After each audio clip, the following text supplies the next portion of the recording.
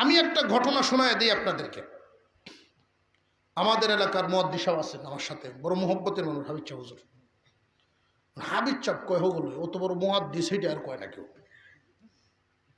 যাক, কোরআনের হাফিজের কদর আছে এই হিসাবে। বাফও দেওবন্দের আলেম, ফুতও দেওবন্দের আলেম। হুসাইন আহমদ মাদানী রহমতুল্লাহি আলাইহির সাথীবাই আল্লামা মুবারক আলী রহমতুল্লাহ আলাই, উনার ছেলে ছিলেন আবুল কালাম মাইনুল ইসলাম সাহেব, উনিও দেওবন্দের আলেম। ছেলে যখন পড়াশোনা করে দেওবন্দ থেকে আসলেন, তো বাবা মনে করলেন তুমি হাদিসের খেদমতে বসার আগেই তোমাকে বিয়ে করায় দিয়ে আগে ভালো একটা ঘর থেকে বিয়ে দিচ্ছেন করায়া। আগে তো বিদ্যুৎ ছিল না, কুফিবাতি কেরোসিনের। বাসর রজনীতে বউ তৈয়া, বউ এরকম তুমি বউ, আমি সারাদিন ফান খাইছি না। ফানের খুব নিশা ছিল, ছাত্র জীবনে পান খাইতেন উনি। আবার সাদা দেয়া, সাদা বুঝছই, তামুক পাতা, সাদা সাদা সাদা ওই সিনচ। আসলে এটার অর্থটা আমার মিল পড়ে না, কারণ রং কিন্তু সাদা না,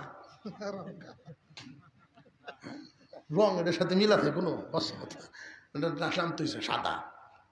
আগে তো আর এত জোরদার কোম্পানি ছিল না। জর্দা আছি নাকি, হাকিমপুরি, স্বপ্নপুরি, এরপরে মধুপুরি, রাজীবপুরি, না এটা নেই। বাইরে তো হয়ে গেল দিন দেখবা জর্দা আসিন না, সাদা দেখাইতো। সারাদিন ফান খাইছে না উনি। যে ব্যক্তি প্রতিদিন 2 প্যাকেট বিড়ি খায়, সে জানে রোজার দিন কারে কয়। সে তো টের পাইব রোজা কারে কয়। উনি সারাদিন পান খাইতে পারেন নাই, রাত্রে বিবি শব্দের থইয়াই বড় শাশির কাছ থেকে পান আনতে গেছেন। আর বড় হুজুর দাদা হুজুর রহমতুল্লাহ আলাই দেখছেন ঘরের দরজা ফাঁক, বাতি জ্বলতেছে। লাঠি দিয়ে ভরতে ভরতে উনি আসছেন, আইসা দেখেন বৌমা একা বসা। কি গো বৌমা, মৌলানা সাহেব কই? উনি ফান খাইতে গেছে। এমন একটা রাইতেও যদি ফানের নিশায় ধরে, বৌমার সামনে কিছু বলেন নাই, উঠানো গিয়ে লাঠি খান লইয়া বইসই। আর কিছুক্ষণ পরে বউ ভালো হইব, কিছুক্ষণ পরে এক হাত সাদা আর চুন, আর এক হাত সুবারি আর পান লইয়া ঢুকছে না।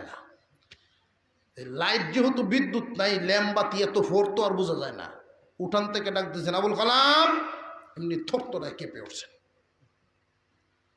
জেনে রাখবেন, সন্তান যদি দিনদার হয়, আদো বলা হয়, বাবার আওয়াজে সন্তানের মনে ভয় থাকে, কোন কারণে জানি আমার আব্বাও সন্তুষ্ট হয়ে যায়।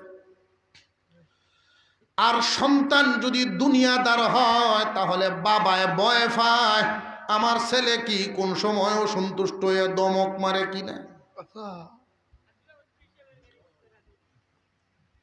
দিনদার ছেলে, বাপু আলেম, ফুতো আলেম, ধমক শুই নেই, দাঁড়ায় গেছেন আব্বাজান, আমি বুঝতে পেরেছি এই পান সুপারি জর্দার পাতা তোমার কাছে কি পরিমাণ গুরুত্ব পেয়েছে। আমি বাবা এই মুহূর্ত থেকে, আজ থেকে তোমার উপরে হারাম করলাম। কোরআন শরীফও তো হারাম নাই, হাদিসও হারাম নাই, বাপে হারাম করছে। আমি এই ঘটনা আপনাদেরকে শোনাচ্ছি শুধু এই কারণে যে বাবার হুকুমটা, আমার হুকুমটা সন্তানের উপরে কি পরিমাণ ওয়াইটেবল, ওজন কত। বাবা বলে কেন হারাম করলাম, হুজুরের হাতে এইভাবে ছিল, উনি সাথে সাথে হাতটা উল্টায় ফেলছেন। এই যে উল্টাইছেন, উনি যতদিন জিন্দা ছিলেন জীবনে কোনোদিন সাদা জর্দার কাছে যান নাই, পান খান নাই। প্রায় অনুষ্ঠানের মধ্যে আলেম ওলামারা একসাথে বসলে পানের কাঞ্চা সামনে থাকতো, আলেমরা নিতেন, হুজুর বসে থাকতেন। দাদা হুজুর রহমতুল্লাহ আলাইহি দূর থেকে ফলো করতেন, দেখি আবুল কালামে কি ফান ধরে কিনা। এত প্রিয় জিনিস বাবার হুকুমের সামনে এর কোনো মূল্যই নেই। বাবায় হুকুম করেছেন, এই যে ছাড়ছিলেন জীবনে আর কোনোদিন ধরেন নাই।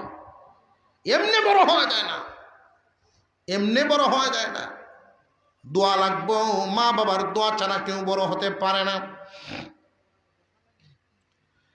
ইব্রাহিম আলাইহিস সালাম আর ইসমাইল আলাইহিস সালাম বাপ পুত। অসুবিধা হইতেছে না তো? পয়সা কোনটা কোন আপনি অসুবিধা হইতেছে কি? আপনি একটু লড়ুন, যে আপনি লড়তেছেন না। ইসমাইল আলাইহিস সালাম একটা চিঠি লিখছেন, আব্বা বিয়ে করেছি, আসো বৌমা দেইকা যাও, দোয়া করিয়া দিয়া যাও। আরে এই বেটা তোমরা একজন সামনে দেয়, মুফতি সাহেব লাগাইতেছে কামও দেওয়া কারবারটা, আর এদিক দিয়ে খালি আমি ওয়াজ করতেছি, দিকে খালি আমারই চা লাগবো। এনে যে বই রয়েছে দেখো না, আমরা বলি দোয়া করি, আল্লাহ মুরব্বী বানায় দাও। এখন না আমি আল্লাহ মুরব্বী বানায় দাও। মুরব্বী তো হয়ে গেছে, সুলজন ভাগ্যে থাকা তো মুরব্বী হয়ে গেছে, এটা বা হইছে না আর কি। হয়ে যাবো ইনশাল্লাহ, ওই তো না ইনশাল্লাহ। মন ভালো, মন যদি ভালো না হইতো আল্লাহ পাক এখানে বসাইতো না, এখানে বসাই, ঠিক না ঠিক? ইনশাল্লাহ ভাই সব নিয়ত করে নেন, আল্লাহ কবুল করো। হুইলা হুইলা রাখলে খাদ্য হয় কয়েকদিন, হুইলা হুইলা কয়েকদিন খাদ্য হয়, পরে ঠিক হয়ে যাবো। আল্লাহ কবুল করেন, বলুন আমিন।